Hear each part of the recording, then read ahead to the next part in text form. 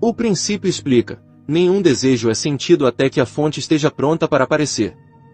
Nenhuma mente poderá estar consciente de um desejo a menos que a possibilidade de sua conquista já exista. Suas orações, seus desejos e sua aspiração interior são como imãs, e quanto mais fortes eles são, mais forte é o poder de seu imã e mais forte será a sua atração. Você não pode pedir demais para a lei, pois ela é ilimitada e os recursos são inexauríveis. Você será capaz de conseguir apenas aquilo que você for capaz de imaginar, o que você for capaz de entender. Você poderá receber apenas o equivalente ao que você dá. A lei não nega mais do que a matemática nega os números. Você pode receber alguma coisa que não parece ser bom, mas o bom pode vir através dele, como os erros na matemática. Embora você cometa muitos erros, os erros te capacitam através de suas correções para melhor conhecer as regras. Depois de você ter corrigido uma ou várias vezes, você nunca mais irá cometer o mesmo erro. Sendo assim, a lei serviu você bem e acabou te proporcionando um grande conhecimento. O Senhor ama aquele que doa de coração, a lei serve aquele que doa livremente. O que quer que você dê, dê com um espírito livre e disposto. Dê sem nenhuma obrigação ou recomendação, então, isso voltará a você sem obrigações e sem restrições de qualquer tipo. Aquele que dá muito recebe muito. Dar o seu melhor ocasionará o recebimento do melhor, na direta proporção do grau de sua doação. A razão pela qual tantas pessoas recebem tão pouco é porque elas doam muito pouco. Eles são pobres sofridos, porque eles se recusam a dar. Não importa qual seja a natureza de suas posses, dê e dê em abundância. Você poderá dar de sua vida, interesses, energia, pensamentos, habilidades, amor, apreciação e ajuda. Dando de sua vida, pensamentos e amor, e fazendo isso prazerosamente e bem feito, o que quer que seja que você for fazer chamado a fazer, você expressa o seu melhor, e quanto mais você dá, mais você recebe. Isso não significa que você fará isso apenas por egoísmo e de qualquer jeito, mas fará de uma forma organizada, para fazer o melhor uso de suas energias, faculdades e talentos para uma vida mais agradável. Se hoje suas habilidades são pequenas e o seu poder insignificante, comece agora a fazer mais através do uso deles e eles irão crescer. Lembre-se da história do mestre e dos seus serventes, para os quais ele deu certa quantidade de dinheiro, para um 2, para outro 3 e para outro mais, e dos quais ele esperava colher de acordo com o que lhes foi confiado. Ele sentiu muito prazer ao fazer sua colheita e perceber que o que havia recebido menos havia feito melhor uso do que lhe foi confiado do que o servo que havia recebido muito mais fez mau uso do que recebeu. Desse modo, o servo que havia recebido menos, conseguiu mais perante o que havia lhe dado o dinheiro. Em outras palavras, o indivíduo que usa adequadamente o que ele tem, será abençoado com mais e mais, pois, com a medida que medirmos, seremos medidos nós também. Esse é o caminho do crescimento. Esse é o segredo da lei do receber. Se o mundo dos negócios reconhece que o ato de dar é fundamental para os negócios, não iremos nós aceitar isso em nossas vidas. Isso não é um sermão religioso. Isso é boa lógica ou senso comum, pois se a lei funciona em um departamento, irá funcionar em todos os departamentos, não importa em qual nós decidamos usar. Seja o que for que você deseje, saúde, sucesso, felicidade, riqueza ou poder, comece indo em direção a isso, comece fazendo o que aprendeu aqui. A lei funciona. Os resultados são garantidos, pois existe um princípio natural envolvido. Você pode proceder sem dúvidas ou medo de desejar e expectar todo o bem que você pode imaginar, usar e desfrutar. Quando a mente do homem torna-se altruísta a ponto de submeter-se à lei, o homem acaba de nascer de novo, graças à sua atitude em parceria com a lei. Ele e os que o cercam mudarão, e todos irão aderir ao seu novo jeito de pensar. Capítulo 6. A lei da apreciação, louvor. Tudo que respira, louve ao Senhor, lei. Louve ao Senhor, Salmo 150. Sem exceção, eu acredito que todo mundo já tenha lido ou ouvido falar da história de Aladim e sua lâmpada mágica, como um pobre rapaz encontrou-se com um pequeno gênio que lhe conduziu até uma pequena lâmpada, velha e empoeirada. Era uma lâmpada mágica e quando ele a esfregava, um pequeno homem saía de dentro dela em meio a uma nuvem de fumaça e perguntava a ele quais eram os seus desejos. Nós, quando crianças, sempre sonhávamos com fadas e gênios, e com todas as coisas bonitas da vida que poderíamos ter, porém, Muitos dos nossos sonhos assim permanecem como tais, porém, nós não podemos fazer nada a respeito. Na verdade, nós não podemos acreditar em fadas, mas nós sabemos que existe um princípio equivalente ao da lâmpada mágica. Não é algo material que podemos carregar e esfregar sempre que quisermos para chamarmos nosso pequeno gênio para realizar nossos desejos. É um entendimento qual nos capacita a usarmos a lei mais claramente, e ao usarmos isso, nós estimulamos nosso melhor e trazemos para nós muito mais prazer e felicidade que até parece mágica ou milagre.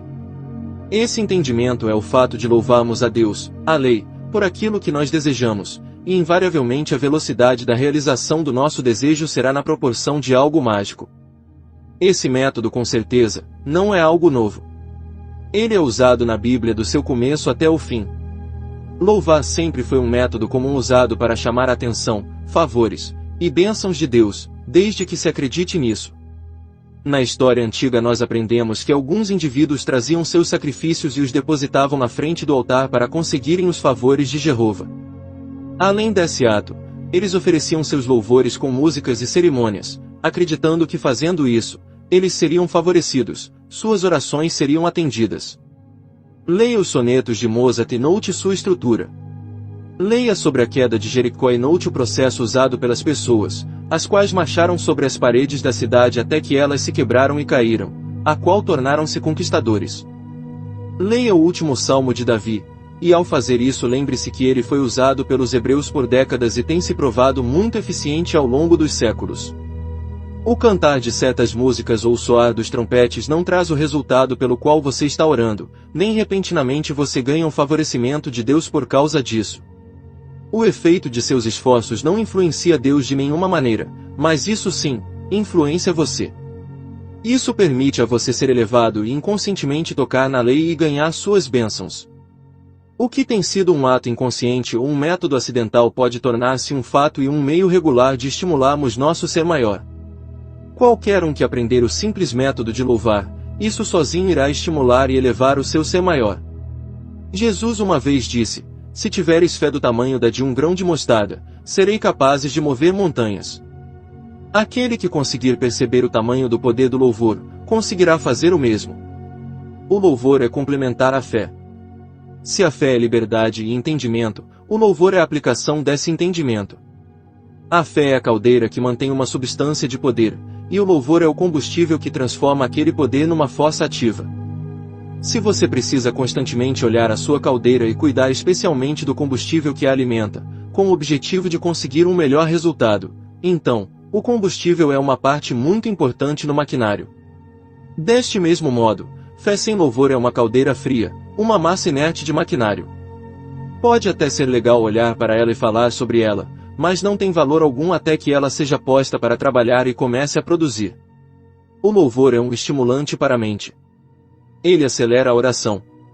Isso magnetiza tudo o que há de bom ao seu redor. Ele transforma esse bom em uma substância visível e útil. Uma mulher estava chorando amargamente e orando em prantos a Deus por suas necessidades. O mestre, ouvindo-a, silenciou-a e perguntou: seu Deus é o Deus das lágrimas, da dor, da angústia e sofrimento? Ah, não, ela disse, Deus é um doador de alegria, paz, felicidade e amor. Você quer paz e alegria, mas no entanto você ora para o seu pai em lágrimas. Se você quer preto, você pede por branco. Se você pedir um peixe, você esperaria receber uma serpente. Se você pedir por pão, você expectaria receber uma pedra. Você poderá apenas receber aquilo que você tiver expectativa de receber, pois a lei é imutável e está sempre trabalhando para te atender. Uma oração jamais deveria ser uma suplicação, imploração, em um estado triste. Uma oração deveria ser um clamor, declaração, louvor e um prazeroso agradecimento. O louvor é uma avenida da oração por onde o espírito da lei se expressa.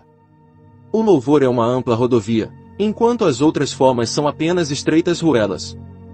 Através dessa inerente lei, quando o homem louva, ele abre-se para Deus. E eleva a sua consciência para um campo muito mais alto e torna-se um grande canal para receber o que há de melhor que está sempre esperando para vir até ele. Louvar abre uma pequena porta em sua mente que o capacita a aproximar-se de Deus e tornar-se conectado com as forças divinas dentro de si e ao seu redor. Louvar é a rota mais curta para completar qualquer demonstração e a maneira mais rápida para desfrutar de uma eficaz oração. O louvor expande e abre a mente para cima, enquanto ao contrário, condenação, contrai e restringe. Toda a criação responde ao louvor e é agradecida. Provavelmente você já notou como um treinador, depois de cada performance de seu adorável cãozinho recompensa com algumas das guloseimas favoritas do animalzinho, que fica todo cheio de orgulho e pronto para a próxima proeza. O treinador está sendo muito sábio ao usar a mesma lei, pois o animal fica todo agradecido pelo presente e preparado para a próxima atividade. Com certeza você já percebeu também como uma criança chega a brilhar de alegria quando recebe um elogio ou um louvor.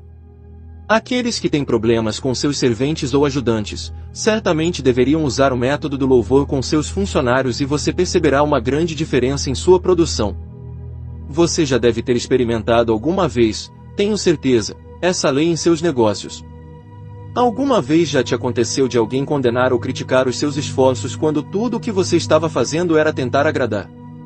Por acaso você não ficou se remoendo por dentro? Talvez você até pensou em desistir do trabalho e deixar que outro faça. No mínimo, uma experiência igual a essa suprime seus esforços e zelo, e você não deseja mais melhorar. Isso é como uma pessoa reage quando a lei é usada ao contrário. Agora, quando alguém te elogia por seus esforços, você sente que está expandindo e melhorando, e tenta ainda mais intensamente ser perfeito. Seu interesse torna-se maior por causa do prazer, e com sua felicidade você traz mais felicidade em seu trabalho e todo ao seu redor. É um fato sabido que até mesmo a vida das plantas se expande quando elas são elogiadas. Quando nós somos elogiados, ou quando nós elogiamos, existe uma resposta física dentro de nossos corpos. Médicos dizem que as células de nosso corpo respondem à lei. Elas parecem saber expandir em força, capacidade e mesmo em inteligência. Com toda certeza, nós sabemos que é a mente trabalhando através de cada célula que causa essa expansão. Existe um campo invisível através do qual nossos pensamentos agem. Assim como a água expande em poder quando é aquecida e reduz quando é uma massa sólida de gelo quando é congelada, a lei do espírito reflete na lei da física. Embora nós não sintamos isso, ou compreendamos completamente, nossos pensamentos estão se movendo continuamente no invisível éter, e eles estão ou aumentando ou diminuindo em poder e inteligência. Quando nós louvamos a riqueza e a onipotência de Deus, a lei, nossos pensamentos são grandemente aumentados na atmosfera mental. Esse aumento afeta nosso ser e se reflete em todas as coisas que nossa mente e nossas mãos podem tocar. Se nós estivermos contraindo nossos pensamentos através do medo, criticismo e reclamações, nós estamos refletindo essa contração e nossos resultados são retardados e congelados. É provado que um negócio fracassado pode tornar-se um negócio de sucesso através do louvor e do elogio. Amigos que haviam acabado sua amizade a retomaram devido à lei do louvor, ou lei do elogio. Um homem me contou que enquanto estava dirigindo ele ouviu um barulhinho na traseira do seu carro. Ele começou a falar com o seu carro e começou a agradecê-lo por tê-lo levado a salvo para casa sem atrapalho ou demoras.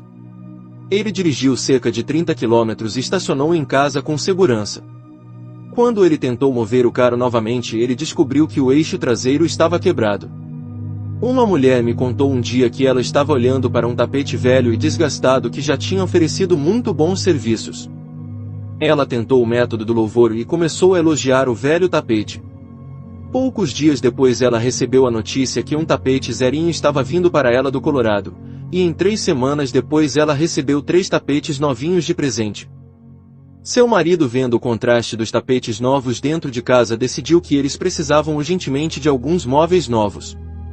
Pois é, sempre a lei funciona, e através do elogiar o velho tapete ela acabou tendo uma sala com tudo novo. Seja mudança em coisas inanimadas ou indivíduos, isso não importa, desde que o resultado desejado seja obtido. A lei funciona sem discriminação. Mas melhor ainda que o elogio seja bom para outras pessoas e coisas, ele é a nossa salvação também. O louvor muda nossa observação, toda a nossa forma de olharmos para a vida.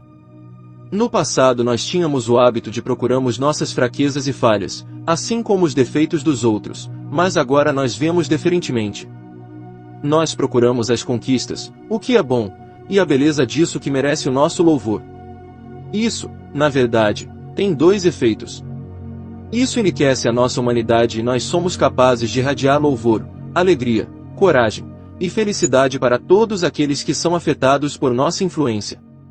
Isso afeta o nosso interior de tal maneira que nossa mente começa a armazenar todos os pensamentos que merecem louvor que são enviados a ela. Isso estabelece uma nova maneira de pensar e gradualmente os velhos pensamentos que eram destrutivos ficam absorvidos nos novos. Assim, torna-se um hábito pensar louvor, e nossa vida mergulha na alegria do elogiar tudo o que merece elogio. Elogiar com o coração é muito mais vital do que elogiar com a cabeça ou com os nossos lábios. Elogiar não bajula e nem influencia Deus, como tentam fazer algumas pessoas que oram usando um método superficial e ineficiente. O louvor não tem como objetivo alcançar Deus.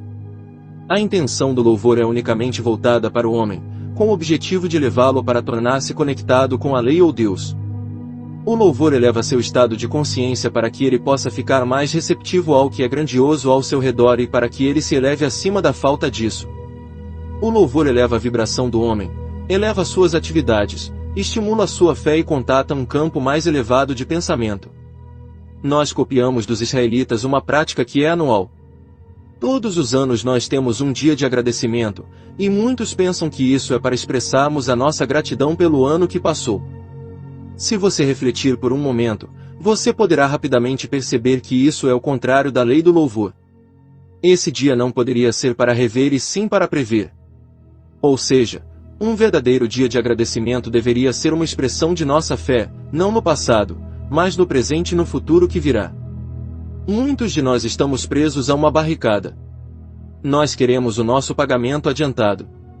Nós apenas agradecemos depois que nossos celeiros estiverem cheios. Se tudo está indo bem, nós estamos dispostos a parar e agradecer por nossa boa sorte. Qualquer um pode ser agradecido com o presente já nas mãos. Se as condições são difíceis, nossa colheita fraca, nossos problemas nos aborrecem, nós estamos aptos a esquecermos de agradecer. E o pior, saímos por aí fazendo tormentas sobre nossos problemas e muitas vezes acabamos até mesmo culpando a Deus por sua falta. Quando alguém consegue cantar louvores mesmo frente a frente com a adversidade logo desaparece. Isso não é uma promessa, essa é a lei. Aprenda a render louvores, a ser grato como se tudo já estivesse em suas mãos e você terá encontrado a lâmpada mágica do Espírito. Essa atitude mental não só traz até nós nossos desejos, mas também gera nossa confiança, força ou fé e constrói uma certeza que as coisas estão vindo. Assim sendo, louvar quando as coisas parecem estar escuras, forçará o sol a passar por entre as nuvens. O grau de nossa fé na lei de Deus é medido antes de recebermos o que queremos, não depois. É esse grau de fé que determinará o que seremos capazes de receber. Era isso que Jesus sabia quando ele dizia: qualquer que seja a coisa que você desejar quando orares, acredite que você já recebeu e então você a terá. O louvor é o acreditar em ação, e essa ação acontece no presente. Acontece no agora. Alguns dos exemplos dos trabalhos de Jesus mostram-nos como ele interagia com os seus problemas. Uma vez ele virou-se para um de seus pacientes e perguntou: você acredita? Para outro ele perguntou: você consegue perceber? Em um de seus testes mais difíceis, indo para a tumba onde seu amado amigo Lazarus estava morto, nós não vemos diferença em sua atitude. Ele manteve-se à parte das rezadeiras e suas primeiras palavras de oração foram: Pai, eu te agradeço porque você me ouviu. Pelo que uma pessoa poderia ser grata em um momento igual àquele. Mas o mestre sabia que ele estava sendo grato pela resposta de seu pedido para que Lazarus voltasse à vida. Diretamente ele chamou com uma voz direta: Lazarus, sai para fora. E no livro está escrito que Lazarus moveu, sem suas roupas no túmulo e levantou-se novamente. Em outra ocasião, 10 leprosos se aproximaram do mestre pedindo para serem curados. Ele os ordenou que fossem se apresentar para os sacerdotes. Mais tarde um dos homens voltou para expressar sua gratidão a Jesus por tê-lo curado. Jesus voltou-se para ele e perguntou: não foram 10 homens que foram curados, então, onde estão os outros 9? Para o único que vivenciou a lei ele disse: levanta-te e vai, sua fé te curou. Apenas um entre os 10 demonstrou sua disposição em voltar e agradecer com um coração cheio de gratidão. Ele recebeu uma cura permanente. Muitos dos estudantes falham em repetir suas demonstrações pois eles acham que demora demais para acontecer, ou eles tornam-se descuidados com a lei depois que eles recebem alguma bênção. Um dos primeiros requisitos da lei é que mantenhamos uma atitude de louvor e agradecimento. Se nós esperamos receber o derramamento de bênçãos de Deus, nós devemos nos manter receptivos, e o louvor é o caminho mais simples conhecido para conseguirmos isso. Seja grato pelo pouco que você possui e o muito virá até você. Nós precisamos manter nossos pensamentos energizados e vibrantes sempre, e o louvor é o caminho para fazermos isso. Se existe alguma ingratidão escondendo-se em sua mente ou em seu coração, comece agora mesmo a recitar o Salmo de Davi: Louve você o Senhor, lei. Assim que nós sincronizarmos nossos pensamentos com a lei de Deus, a lei irá nos servir na mesma proporção. O falecido Russell Conwell, no Templo Batista da Filadélfia, havia claramente compreendido quando ele chamava as pessoas para participarem de um serviço de louvor em músicas e orações.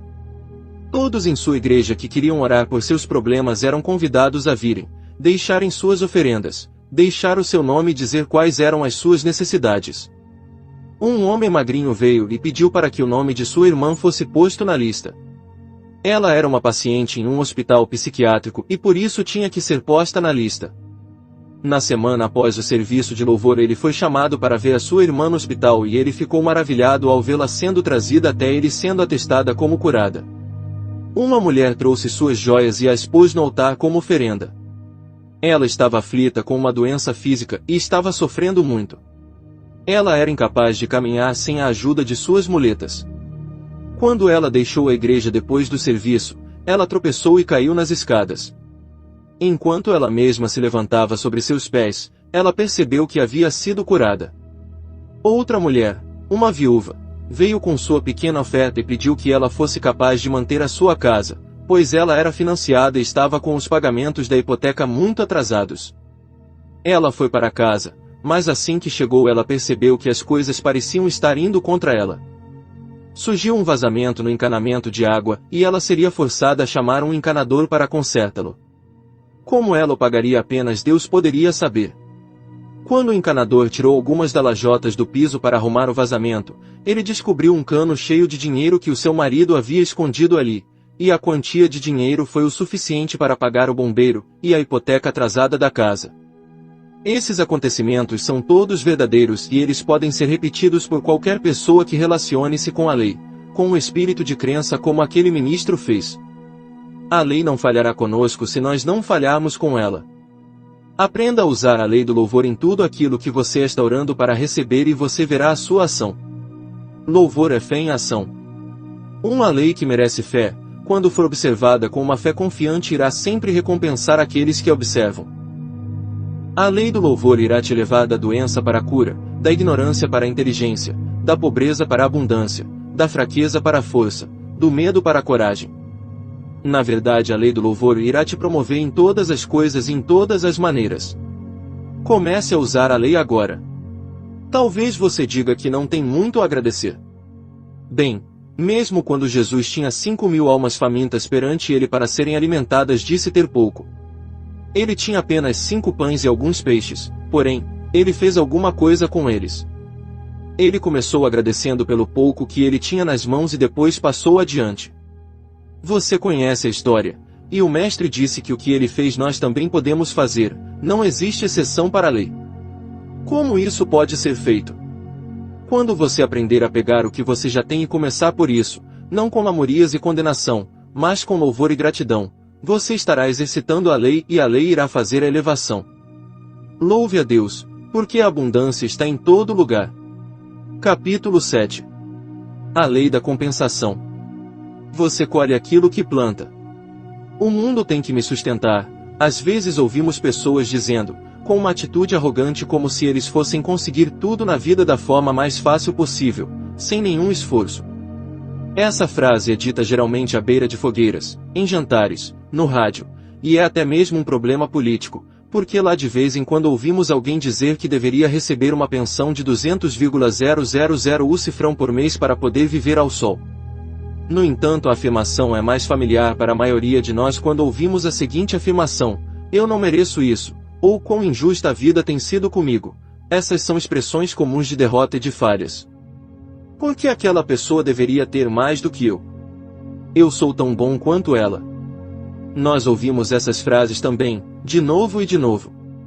A grande maioria das religiões prega que essa injustiça será desfeita, pregando que a justiça será feita em outra vida.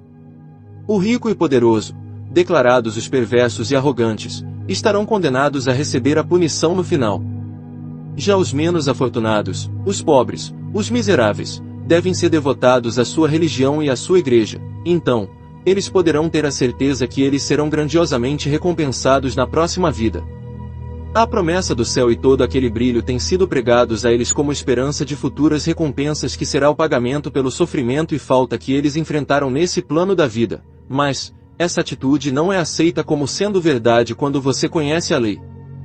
Mais cedo ou mais tarde nós precisaremos ficar cara a cara com a lei da compensação, e inevitavelmente aquilo que nós merecemos virá até nós, e apenas aquilo que nós merecemos.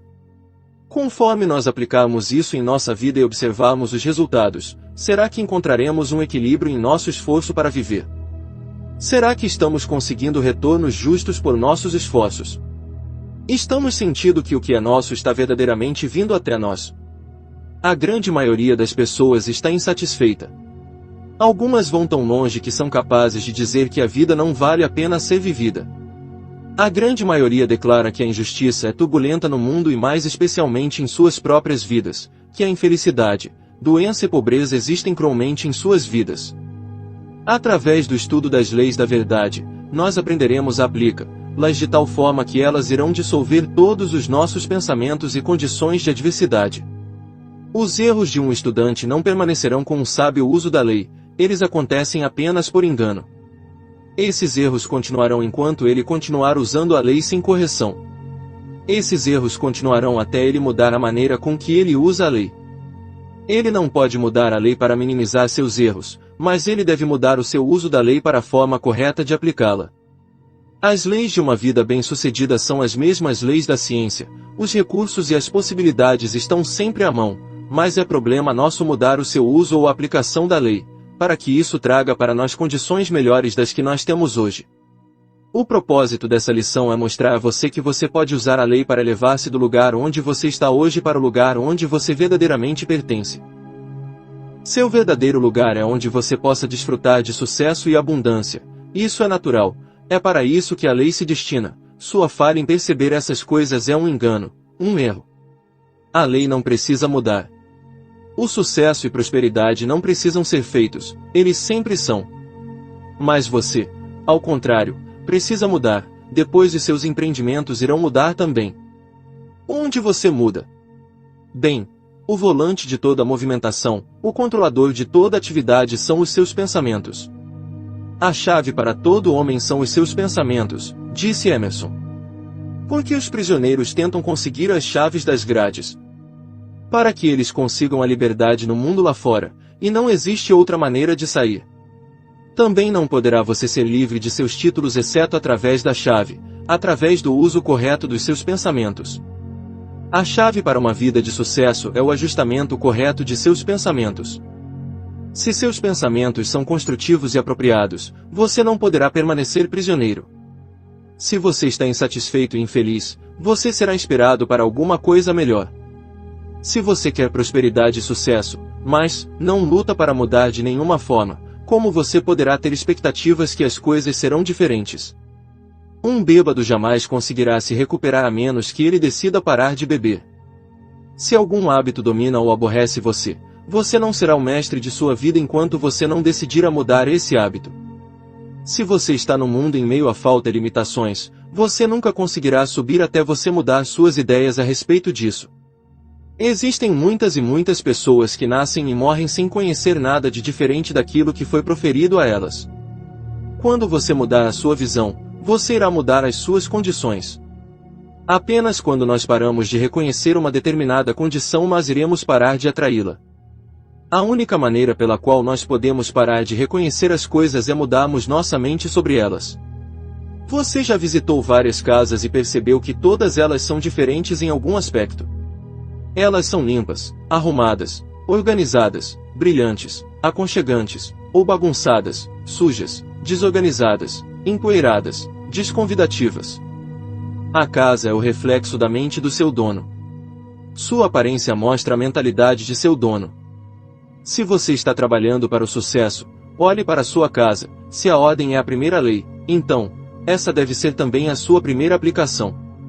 Não, falta de dinheiro não é desculpa para uma casa desorganizada. Ela pode ser ajeitada e organizada mesmo que você use caixas de supermercado como móveis. Se você deseja uma casa melhor, um ambiente mais refinado, melhores móveis, você precisa alterar a sua mente agora, exatamente onde você está para que você comece a receber coisas melhores. São as pequenas coisas que contam, e muitas pequenas coisas fazem as grandes coisas. É inútil orar por uma casa melhor se você for incapaz de cuidar da que você possui hoje. Um casal operava uma peixaria em nosso bairro. Eles negligenciavam em manter o ambiente arrumado, eles não eram sempre corteses em seu atendimento e também, nem sempre eram rápidos com suas entregas. Tornando-se desencorajados por perdas contínuas, eles fecharam e venderam os equipamentos que restaram. O casal que comprou o negócio falido mudou-se, desenrolaram suas mangueiras, deixaram o local limpo e o revestiram de cerâmica, fazendo com que parecesse atrativo e próspero. Eles atraíram negócios imediatamente, conquistaram nome por causa da qualidade da comida, limpeza e cortesia. O negócio deles, graças às condições formadas, cresceu rapidamente até que se tornou necessário alugarem uma peça ao lado e ampliar o tamanho da sala. Alguns anos se passaram e essas duas pessoas desfrutaram de um sucesso invejável no mesmo negócio e no mesmo local onde os outros falharam. A lei ajuda aqueles que ajudam a si mesmo. A lei da compensação sempre trabalha dessa forma. Quando você executa aquilo que você faz da melhor forma possível às suas habilidades, ou quando você é cuidadoso em seu trabalho e faz ele com perfeição, você infalivelmente demonstra o que há de melhor em você. Expressando de outra forma, você ganha mais capacidade e eficiência. Você torna-se melhor e dali em diante mostra sua superioridade no que faz. E a lei é que aquele que é o melhor irá atrair as melhores coisas e receberá coisas ainda maiores para fazer. O princípio envolvido é que quando você se torna muito grande para o lugar que você ocupa, você começará a conduzir-se para um lugar maior. Você não poderá atrair algo melhor enquanto você não se tornar maior. Você precisa merecer o que você recebe, caso contrário você não conseguirá mantê-lo. Se alguém parece fazer isso, pode ter certeza que isso não continuará por muito tempo, porque de acordo com a lei da compensação, logo essa pessoa encontra o seu verdadeiro lugar. Ou, como popularmente é dito, assim como a água, ele encontrará o seu nível, ou você não pode manter um bom homem para baixo. Na verdade, a única barreira para o seu avanço é a sua falta de preparação. Em outras palavras, aquele que preenche mais que o espaço onde está, irá, cedo ou tarde, ser promovido. Se não for por esse princípio não poderá haver progresso, nem crescimento, nem desenvolvimento, e nem evolução. Se o escritório é todo atravancado de papel, revistas e embrulhos, se a mesa do chefe está cheia de correspondências, pastas e trabalhos da semana passada, a força do escritório precisa de cuidados. O negócio reflete a mente da organização. A organização reflete a mente do seu chefe.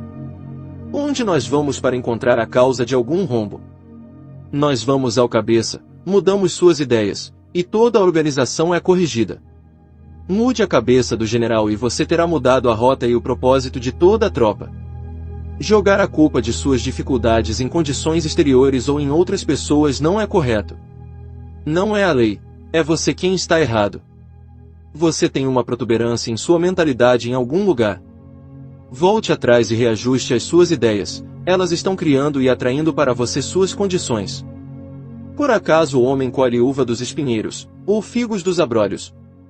Jesus incluía essa lei como um supremo fator em sua doutrina. Dê e será dado a você. Não julgueis e não sereis julgados.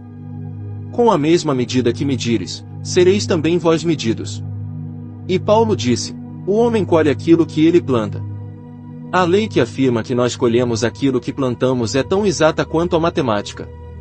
Toda experiência que nós passamos, opera em última análise para o nosso bem. Se nós atraímos algo desgostoso, é devido a alguma fase adormecida ou negligenciada de nossa natureza que precisa ser acordada e desenvolvida. Também, nós aprendemos através das experiências a criarmos algo melhor. Consequentemente, O grau de nosso contentamento e satisfação conseguidos em qualquer esfera de nossa vida é largamente dependente de nossa habilidade de usar construtivamente as experiências da vida, pois, em todos os casos, a lei da atração irá apenas trazer o que pode nos servir e elevar o nosso desenvolvimento.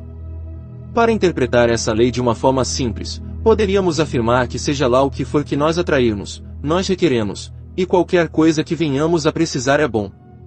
Essa é uma atitude correta a ser adotada, porque todas as experiências são para o nosso bem e nós precisamos ser capazes de vermos isso. Enquanto domina essa prática, você pode, nem sempre assegurar a forma precisa dos resultados desejados, mas você irá firmemente construir a sua mente e caráter em harmonia, beleza e força, porque o esforço para realizar o ideal é altamente construtivo e desenvolve em você as muitas qualidades e condições repetidamente mantidas na mente. Um pensamento claro, forte e positivo juntamente com linhas de ideais é um preventivo maravilhoso contra estados mentais mórbidos e pensamentos negativos, que conduzem a ações mal direcionadas e condições de fraqueza, desgraças, discórdia e problemas. Ao tentar constantemente manter-se e interagir com todas as coisas pelo seu lado bom e usar o que de melhor isso possa conter para promover a melhoria, você estará dando toda a atenção ao ideal e cooperação com o propósito fundamental da lei. Expulse para fora todos os pensamentos inferiores com pensamentos superiores, pensamentos de maldade por pensamentos de bondade, pensamentos feios por pensamentos de beleza, pensamentos angustiantes por pensamentos prazerosos, e você irá começar a superar todo o crescimento de todo estado negativo e confuso do errado e em desacordo. Em outras palavras, aprenda a pensar positivo de todas as pessoas, todas as coisas, todos os eventos, e todas as circunstâncias. Avalie-as de um ponto de vista positivo. Ao fazer isso você irá gradualmente transformar toda a sua existência para o melhor. Essas são as formas através das quais você poderá adequadamente promover seu bem-estar e crescimento. Conforme você treinar a sua mente para procurar pelo que há de melhor, você irá mover-se em direção ao melhor. E, conforme você formar concepções mais altas e maiores sobre o melhor, esses elementos irão começar a encontrar expressões em suas palavras, ações, caráter, personalidade, talentos, poder, conquistas e realizações, ou seja, todas as coisas em sua vida começarão a melhorar como resultado do melhoramento de seus pensamentos. Esse processo, no entanto, não diz que você tem que ignorar o que há de errado na vida, os espaços vazios, e os seres subdesenvolvidos, mas que você deve pensar de forma correta através e além deles para o melhor escondido ou o princípio interior que está sempre procurando uma expressão maior e mais completa. Você irá, no entanto, parar de condenar e criticar de uma maneira destrutiva. Em vez disso, você irá procurar aflorar o melhor em si próprio e nos outros, e descobrir e desenvolver as maiores possibilidades em todos os lugares. Seja lá o que for que nós possuímos hoje é apenas nossa recompensa. Muitas vezes isso não nos faz felizes, nós estamos insatisfeitos com isso, mas isso continua sendo nosso. Esse fato se provaria desesperadamente desencorajador se não fosse uma grande verdade que nos ensina como sermos livres de todas as dificuldades, libertados de todas as barreiras e nos livrarmos de todos os nossos débitos. Se você quer sucesso nessa vida, você precisa exercitar uma discriminação inteligente de seus pensamentos. Quando você fala sobre momentos difíceis, escassez de dinheiro, limitações, você está semeando esse tipo de semente. Que tipo de colheita você expecta colher? Se um fazendeiro semeia sementes de gado, e depois reclama que seu campo não produziu trigo, você diria, idiota. Por acaso não sabia que poderia expectar apenas aquilo que ele plantou? Nunca faça uma afirmação, não importa qual real isso possa parecer para você, se você não quer que isso seja reproduzido continuamente em sua vida. Não diga que o dinheiro é escasso. Essa simples afirmação irá enviar o dinheiro para longe de você. Não diga que os tempos são difíceis, isso irá apertar o cordão de sua bolsa tão apertado que nem mesmo Deus será capaz de botar outra moeda lá dentro. Não diga que você não é amado, ou que não está interessado na vida das outras pessoas. Certamente você irá perder seu amor e seu interesse. A fonte espiritual de onde o visível vem nunca é empobrecida. Ela nunca se extingue. Ela está com você o tempo todo. Ela irá produzir de acordo com sua demanda. Ela não é afetada por sua ignorância ou cegueira ao falar sobre falta ou perda, apenas você é afetado, e você controla a demonstração através de seus pensamentos. O recurso infalível está sempre disposto a dar, ele não tem escolha, não importa se você continuar elevando seus pensamentos à substância, ele irá te fazer prosperar. Direcione a energia de sua mente em ideias de prosperidade, amor, felicidade, alegria, saúde, e eles irão, em retorno, aparecer. Se você quer uma casa melhor, faça que você tenha o mais linda possível. Se você quer novos móveis, novas roupas, não condene ou desmereça o que você tem, mas desfrute delas ao máximo. Se você quer uma posição, ou uma nova posição, prepare-se para a posição, ou melhore a que você está nesse momento.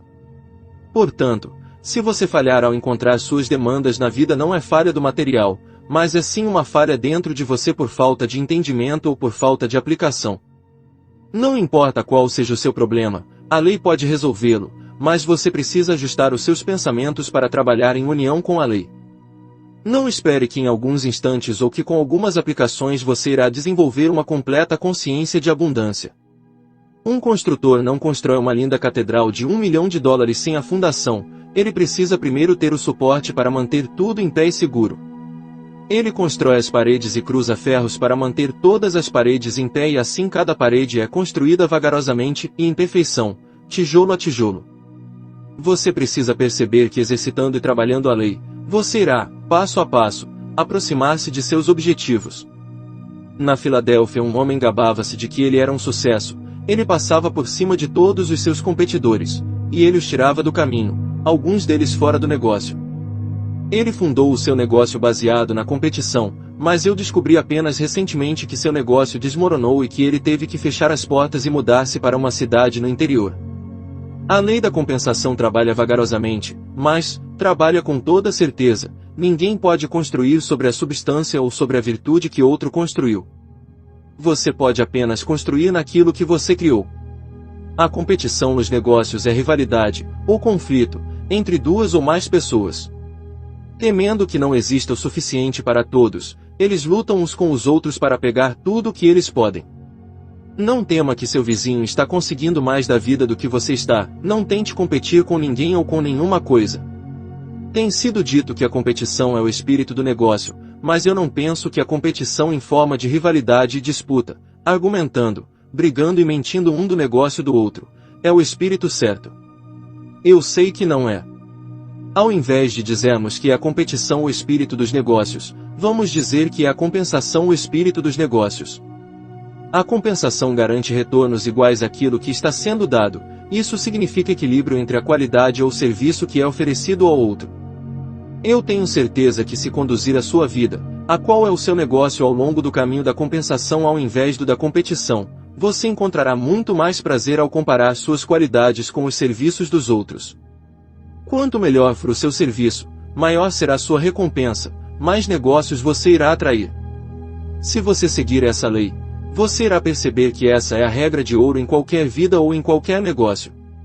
Você terá certeza de seu sucesso, não importa se haja outros então chamados de competidores fazendo negócios na mesma área de atuação.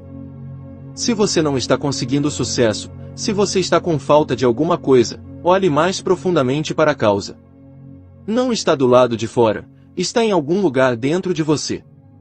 Veja onde você falhou em usar a lei corretamente ou onde você falhou em seu consciente em pensar corretamente. Existem 3 pontos comuns no dia a dia da vida de qualquer pessoa onde qualquer um pode cair em uma armadilha e uma desilusão. Primeira de toda, você espera receber alguma coisa por nada. Isso te faz sentir-se bem, confortável, quando você consegue alguma coisa sem pagar por isso. Se sim, você está violando a lei. Seus retornos serão sempre insatisfatórios. Não importa aonde você vá, esteja disposto a pagar a sua passagem. Você por acaso conhece alguma pessoa que se desvia quando vocês saem para algum divertimento à noite? Eles se disfarçam, ficam para trás e deixam que as outras pessoas paguem pelo show. Pessoas assim perdem centenas de dólares quando elas tentam salvar insignificantes 50 centavos. A qualidade dos pensamentos que eles mantêm na mente repele muitos dólares que eles poderiam perfeitamente atrair para eles. Se você, conscientemente, logra alguém em $1, isso pode custar a você muitos dólares pelo seu erro. Segundo, você caça coisas que são chamadas de baratas. Você é um caçador de barganhas. Pensamentos baratos só poderão trazer retornos baratos para você. Você que espera por dias de barganha, terá sempre que pegar barganhas, mas lembre-se, não existem barganhas na vida. Se você ganhou monetariamente, você poderá ter perdido de outra forma. Você coloca-se em uma vibração que diminui seu estado presente. Isso força você abaixo do seu nível adequado. Isso limita os seus pensamentos a um estado onde você apoia prejuízos, cortes, falência e desonestidade da parte do vendedor. Ele precisa mentir ou iludir, ou enganar alguém a respeito do preço da barganha ou de outro artigo, porque ele está no negócio para ter lucros. Sendo assim, você torna-se parte da violação e acaba sofrendo a penalidade. Terceiro, você reclama de gastar dinheiro. Você odeia pagar suas contas. Libere o seu dinheiro com carinho, mesmo que seja o último dólar que você tenha. Decida quais são as suas necessidades, se for de valor maior do que o dólar que você possui em seu bolso, e depois gaste seu dólar carinhosamente. Dessa forma você colabora com a lei. Geralmente quando nos encontramos em baixa, nós começamos a espremer o dinheiro no bolso. Nós começamos a segurá-lo. Isso é como fechar a torneira, limitando a fonte de derramar para você. Eu me lembro de um homem que uma vez precisava urgentemente de $1000. Ele tinha apenas $10 em seu bolso, e ele estava segurando aquele dinheiro como um homem se afogando a um galho. Durante dias, ele disse que ele carregou aquele dinheiro com ele, com medo de gastá-lo por medo de ficar quebrado. De repente lhe ocorreu que ele estava depositando sua fé mais nos $10 do que ele estava na verdadeira fonte da abundância. Ele estava fechando a sua torneira com apenas $10, ele havia se tornado em uma obstrução. Quando ele percebeu essa verdade, ele sentou-se e enviou os $10 através do correio para uma igreja ali perto, e seguindo a libertação do dinheiro, a fonte começou a fluir para ele novamente. Antes do final daquela semana, ele recebeu seus $1000, o suficiente para pagar as suas obrigações do mês. Ele acrescentou, desde aquela época, nunca mais a fonte falhou em fluir para mim, pois, eu aprendi minha lição. A lei inevitavelmente produz sua própria exatidão baseada na regra da ação. Ela é uma lei divina e não tolera violações. Ela não produz figos de espinheiras. Se o homem faz uso indevido das leis da harmonia, saúde ou prosperidade, a lei da compensação se manifesta. Nós somos agentes livres para escolhermos o método que queremos proceder em nossas vidas. A lei é infinita, e através de sua expressão todas as coisas são possíveis para nós. Todas as vezes que escolhemos um bom pensamento, nós fazemos um bom investimento. O que a vida está te dando hoje? Saúde, felicidade e abundância, ou doenças, miséria e carência. Seja lá o que for, é o seu direito. Isso não pertence a ninguém mais a não ser a você mesmo. Você faz o investimento e você está diariamente desfrutando dos lucros ou perdas. Se você está insatisfeito com os retornos de seus investimentos, pode ser sábio para você perceber onde você investe. Apenas o que é seu pode vir até você, e tenha certeza que tudo o que é seu irá se manifestar. É sua responsabilidade, e nenhuma outra pessoa pode mostrar isso. O que é seu e tudo o que é seu virá até você. Capítulo 8. A lei da não resistência. Nosso interesse na lei da verdade é especialmente oportuna nesses tempos quando para muitos estudantes sérios, parece que existem muitas coisas no mundo a serem corrigidas, as quais aparentam que não serão corrigidas a menos que alguma resistência seja imposta.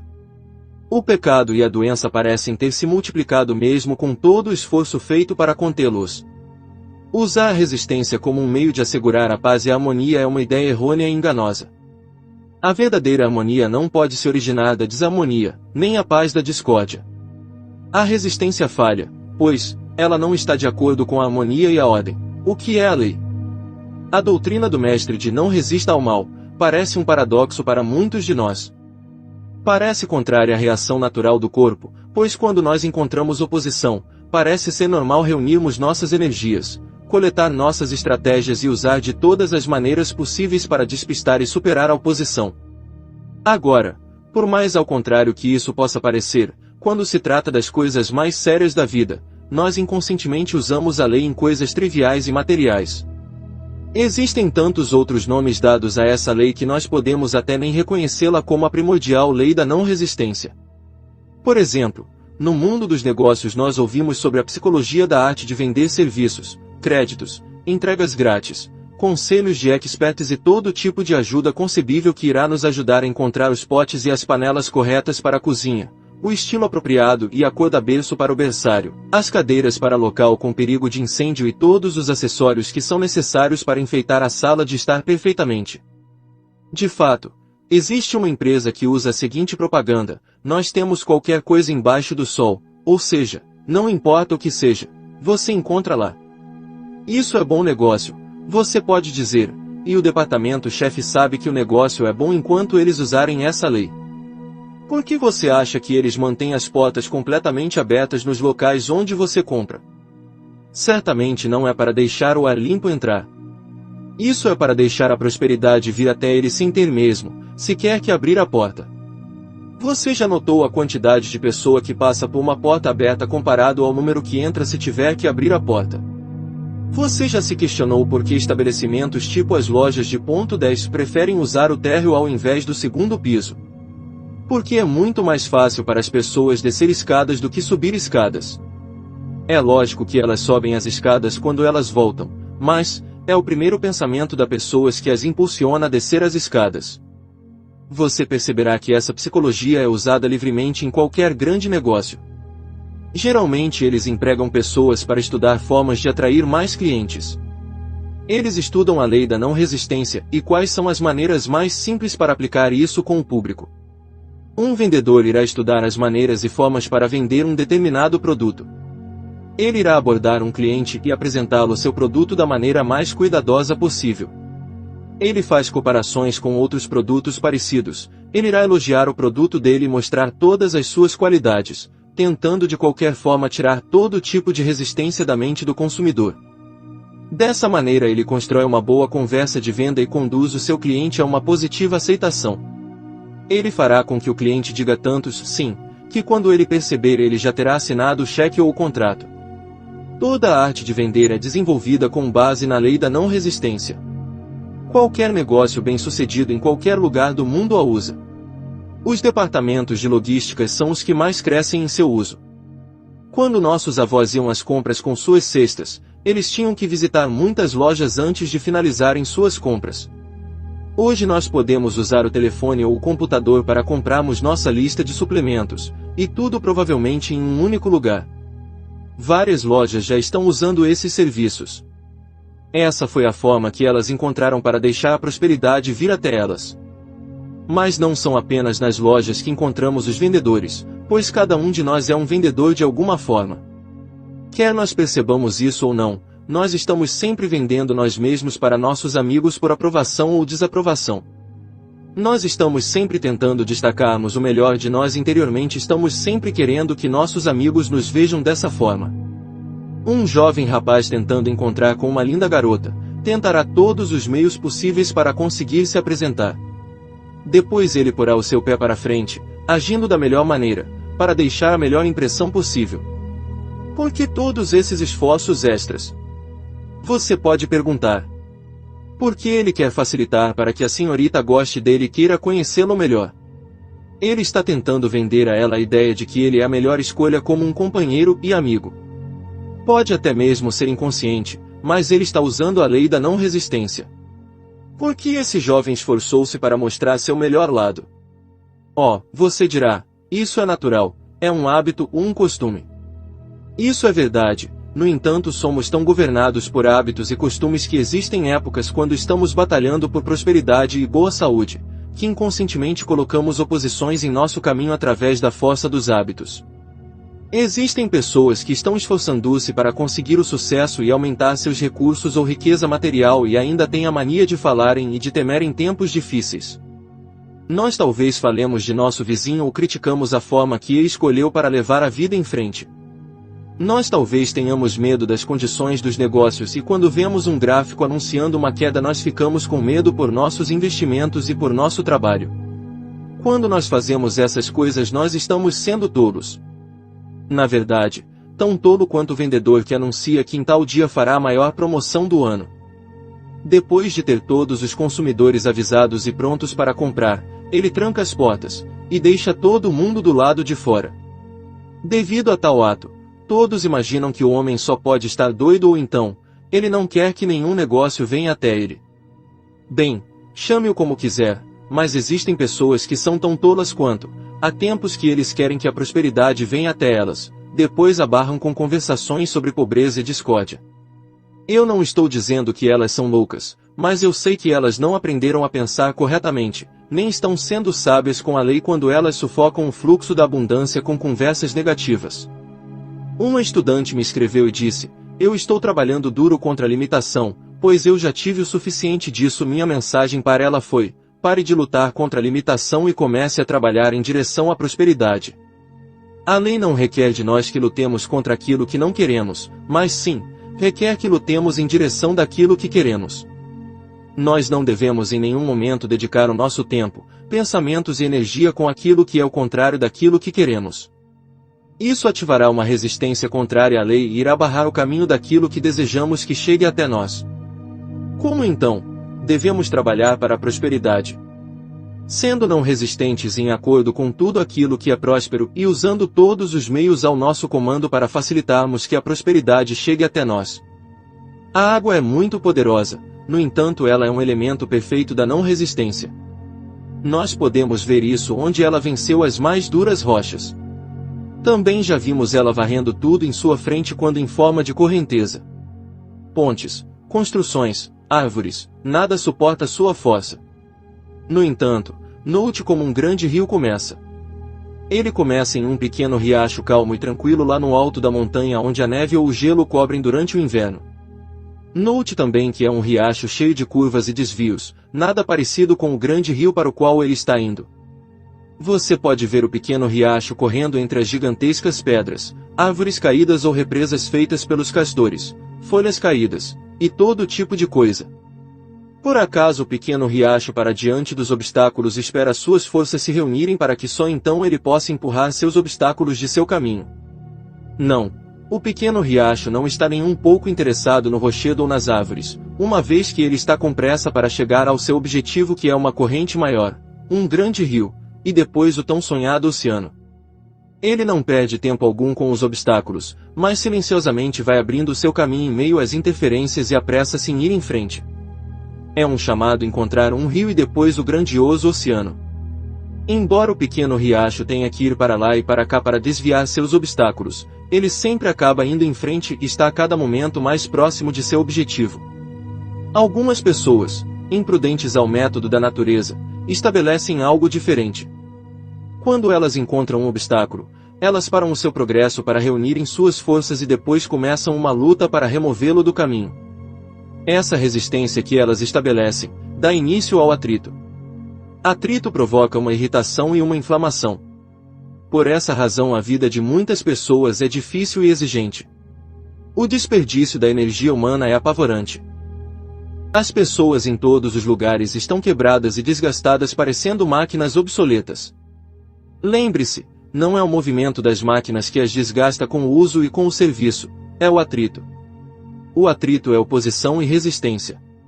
Se nós levarmos a vida lutando, nos opondo, resistindo, argumentando, nós seremos obrigados a enfrentarmos muitos obstáculos e provavelmente estaremos tão ocupados lutando contra eles que iremos perder a noção do nosso verdadeiro objetivo. Se nós estivermos sempre nos preparando para nosso próximo obstáculo ou problema, nós podemos esperar uma grande quantidade deles. Ao contrário, se nos esforçarmos para fazer pouco caso dos obstáculos e mantivermos nossa mente em nosso objetivo ou desejo que nós estamos buscando, talvez tenhamos que ir para lá e para cá, mas se perseverarmos, nós certamente venceremos. Nós iremos conquistar o objetivo. Outra lição que devemos aprender do riacho é que quando ele é pequeno e lutando ele passa por seu tempo mais difícil. No começo ele terá muitos obstáculos para superar em seu caminho, é por isso que ele está sempre indo para lá e para cá evitando o atrito direto. Silenciosamente ele usa a lei da não resistência e vai ficando cada vez mais forte em tamanho e volume. Quando ele se torna um grande riacho e depois um rio, seu caminho é mais reto e os obstáculos tornam-se cada vez menos e menos. Daí então, ele não está mais longe do oceano. Os estudantes são como o riacho. Eles enfrentam seus piores momentos quando eles ainda são fracos em poder e entendimento. Enquanto eles crescem em seu novo caminho na verdade, os obstáculos e testes serão abundantes. Os mais sábios não irão lutar contra os obstáculos, mas abençoá-los e seguir em frente. Conforme eles seguirem em frente com fé e com certeza, eles irão tornando-se fortes, assim como o riacho que se torna um rio. O seu curso irá tornar-se mais reto, seu conhecimento bem mais profundo e o grande oceano, seu maior objetivo, não estará mais tão longe deles. Uma mulher recentemente pediu minha ajuda para solucionar seu problema. Ela explicou que sua casa estava hipotecada e estava próximo prazo para ela fazer o pagamento, mas os recursos estavam escassos. Ela havia convertido sua casa em uma pensão, com a esperança de conseguir dinheiro suficiente para viver e pagar as contas, mas aí estava a dificuldade. Ela não poderia manter seus inquilinos porque eles eram tão briguentos e críticos. A casa estava sempre tumultuada, ninguém estava contente, e ela estava com a mente doente devido à tensão e à ansiedade. Eu a expliquei que ela deveria usar a lei. Ela não deveria se opor à abundância, mas esforçar-se para lutar a favor disso. Com todo esse conflito e confusão na casa, ela deveria voltar e usar a lei da não resistência. Ela tentou fazer isso, mas sendo tão exigente e rude, ela achou que seria muito difícil se não resistisse. Naquela noite, quando ela entrou na sala de jantar, ela cumprimentou seus inquilinos com um sorriso. Eles ficaram tão surpresos com a mudança repentina que quase não conseguiam comer de admirados. Aquele sorriso era o primeiro sorriso que a grande maioria deles tinha visto dela, e outros declararam que aquela era a primeira vez em meses que eles viam um sorriso. Um homem ouviu alguém comentar quando ele foi até a cozinha pegar uma sobremesa: "A dona hoje está tão gentil." E eles continuaram pensando assim quando eles viram mais tarde naquela noite quando ela cumprimentou um jovem que havia voltado para casa à tarde, e estava tentando entrar sem ser notado. Ela o cumprimentou prazerosamente e disse que sentia que ele havia perdido o jantar. Depois de algumas semanas de seu novo plano, a mulher começou a gostar disso. Ela havia mudado em seu interior. Ela via os seus inquilinos com diferentes olhos agora. Ao invés de pensar sobre eles como enganadores, barulhentos e briguentos, ela via coisas boas neles e ela começou a gostar deles mais e mais como uma grande família. Eles também tornaram-se diferentes. A família reunida ao redor da mesa começou a ser vista como um momento de felicidade e começou a ser esperado com ansiedade. Outros pediram para reservar um quarto para eles quando houvesse uma vaga. Até mesmo um jovem que havia tentado fugir dela por causa de sua dívida, entrou no espírito da nova casa e conseguiu um novo emprego e a pagou completamente. Não é necessário dizer que o pagamento da hipoteca foi feito e a casa estava salva para a viúva. Ela fez como foi instruída a fazer.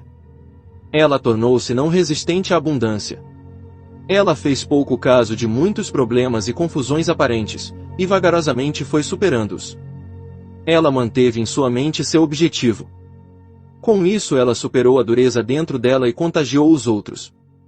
Mesmo que pareça que ela foi mole para uns, ao fazer isso, ela foi capaz de conquistar o seu objetivo e tornou-se vitoriosa.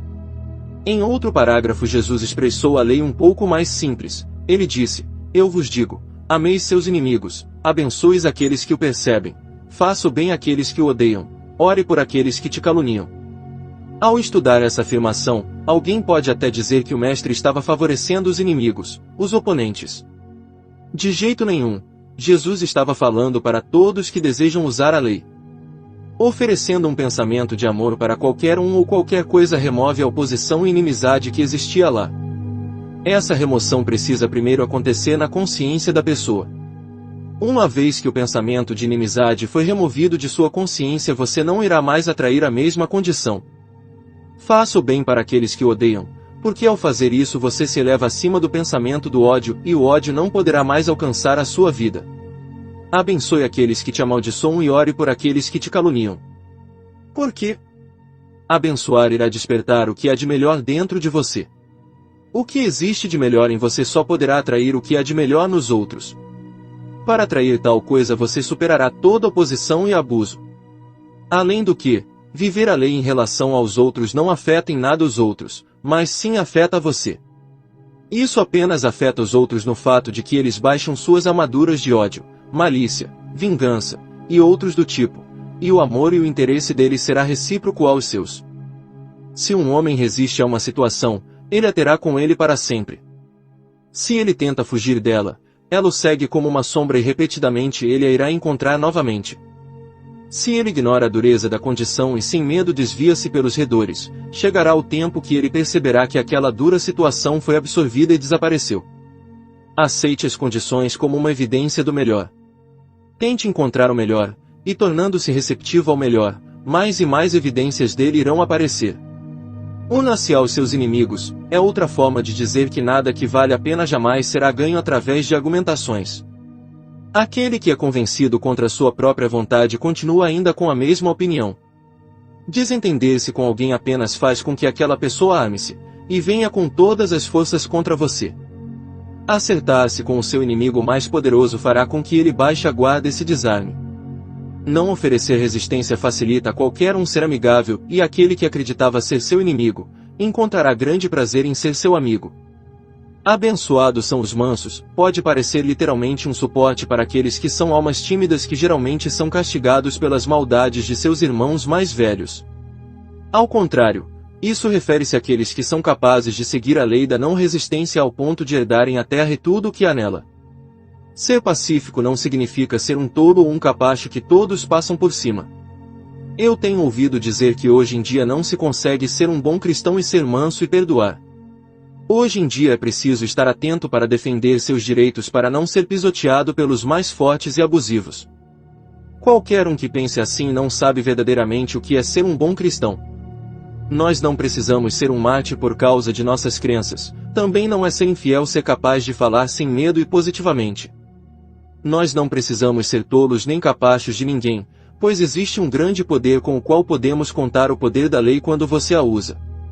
Sim, isso não faz de nós um pugilista, mas um mestre. Não se faz necessário que sejamos cozidos e nem triturados para que possamos conquistar nossos direitos. Quando nossos direitos são corretos, eles irão levantar-se, eles serão sua própria defesa. Eles não precisam nem que nós nem que ninguém lute suas batalhas. A lei diz assim: nós atraímos aquilo que expectamos. Então, se alguém acredita que é um tolo, um capachão, um fraco, e se ele espera sofrer imposições e precisa recorrer a meios bélicos para se proteger, então aquele que pega a espada há de perecer pela espada. A lei da vida reage contra o homem de acordo com seu entendimento e aplicação. Ser manso não significa que nós somos submissos às condições de discórdia e desordem. Nós somos mansos somente para a lei. Tal mansidão nos dá o poder do Espírito. Jesus era tão poderoso em espírito que suas palavras eram como uma espada de dois gumes, elas deixavam marcas como chicotadas. Jesus, embora fosse um homem humilde, não era um exemplo de fraqueza.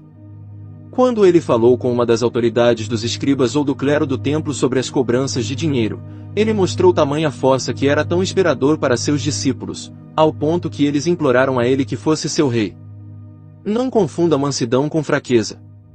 A natureza elimina a fraqueza, e sem dúvida, ela deve. Fraqueza sempre cria fraqueza. Ela traz sobre a determinação a morte e o decaimento. Para viver sabiamente, é preciso ser forte e positivo, embora, justamente manso. Tal força não é medida pelo tamanho do corpo ou da massa muscular, mas pela mente e pelo espírito. Ninguém consegue ser verdadeiramente manso se não for forte e espiritualizado. Mansidão, de fato, é aquela força apropriada quando você não argumenta, quando não se irrita ou se gaba ou se orgulha, quando você não insiste em ter os seus direitos de uma forma agressiva. Mansidão é o aço da natureza do homem. O faz forte. Mansidão é a força pela qual você vence um argumento recusando-se a argumentar. Quando diferenças de opiniões aparecem e sua opinião está certa, a verdadeira vitória está no fato de que certo é certo, indiferentemente do que os outros pensam disso.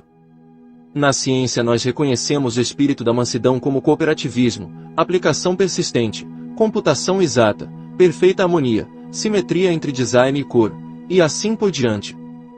Possivelmente a mais simples ilustração pode ser vista em nossa aplicada lei na natureza. Nós exercitamos o espírito da mansidão aceitando os termos da natureza, e quanto mais profundamente nós cooperarmos ou nos submetermos a ela, mais abundantemente seremos abençoados. Nós cuidadosamente selecionamos as melhores sementes e as plantamos no lugar certo e no tempo adequado e no solo mais fértil. Cuidadosamente nós aguamos e cultivamos o crescimento da planta para garantir uma colheita abundante. Por que nós somos tão cuidadosos, tão peculiar, tão não resistentes a obedecer às leis da natureza? É porque nós somos escravos do trabalho, e em geral, tolos por causa do excesso de cuidado e atenção que somos obrigados a dar. Somente aqueles que não encontram-se com a lei com não resistência são tolos. Com qualquer grau de sabedoria que o homem encontrasse com a lei, com mansidão, não resistência, ele será beneficiado. Sendo assim, conforme o homem aplicar o espírito da mansidão para simplificar os dias de sua vida, não as condições, ele deverá ser sem dúvida abençoado na mesma proporção.